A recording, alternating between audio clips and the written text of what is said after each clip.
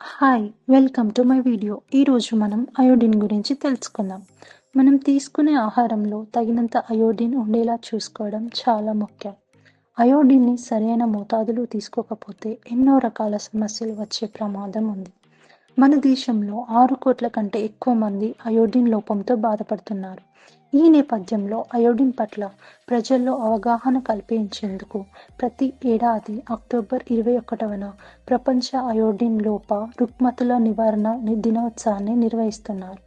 ఈ సందర్భంగా అయోడిన్ తినడం వల్ల కలిగే ప్రయోజనాలు, అయోడిన్ లోపం ఎందుకు ఏర్పడుతుంది అనే విషయాలను ఈ వీడియో చూసి తెలుసుకుందాం.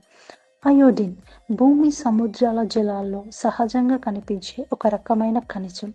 ఉప్పు నీరు మొక్కల ఆధారిత ఆహారంలో అయోడిన్ ఉంటుంది. ఈ ఖనిజం అయోడినైజ్డ్ ఉప్పులో ఎక్కువగా లభిస్తుంది. అయోడిన్ని తగిన మోతాదులో తీసుకోవడం వల్ల థైరాయిడ్ని నియంత్రించడమే కాకుండా గర్భధారణ సమయంలో పిండం సరిగ్గా అభివృద్ధి చెందడంలో కీలక పాత్ర పోషిస్తుంది.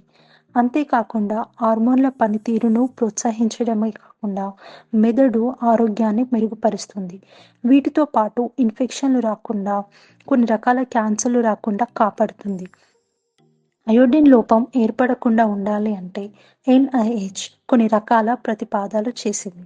అవేవనగా 6 నెలలలోపు పిల్లలు 110 మైక్రోగ్రాముల అయోడిన్ని, 7 నెలల నుంచి 12 నెలలలోపు పిల్లలు 130 మైక్రోగ్రాముల అయోడిన్ని, 13 నెలల నుండి 8 సంవత్సరాల లోపు వారు 90 మైక్రోగ్రాముల అయోడిన్ని, 9 నుండి 13 సంవత్సరాల లోపు వారు 120 మైక్రోగ్రాముల అయోడిన్ని తీసుకోవాలి.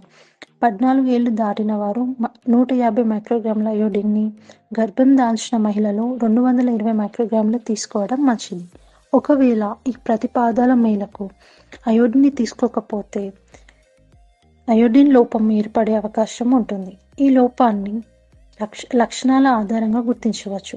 శ్వాస తీసుకోవడంలో ఇబ్బంది రావడం కాకుండా ముఖ్యంగా పడుకున్నప్పుడు సమస్యలు, థైరాయిడ్ గ్లాండ్ పెరిగి హైపోథైరాయిడిజంకి దారితీయడం, ఆహారం మింగడం కష్టంగా మారడం, తీవ్రమైన అలసట, వాతావరణం మామూలుగానే ఉన్నప్పటికీ చలి వేయడం, జుట్టు ఊడిపోవడం, మెదడు మొద్దుగా మారడం, అకారణంగా బరువు పెరగడం, మెడ పట్ల ఉబ్బినట్లు ఉండడం, చర్మం పొడిబారిపోవడం, హృదయ స్పందనలో తేడాలు, నేర్చుకోవడం గుర్తుపెట్టుకోవడంలో ఇబ్బందులు, గర్భం దాల్చిన సమయంలో సమస్యలు, పీరియడ్స్లో సమస్యలు లాంటి లక్షణాలు గుర్తించవచ్చు.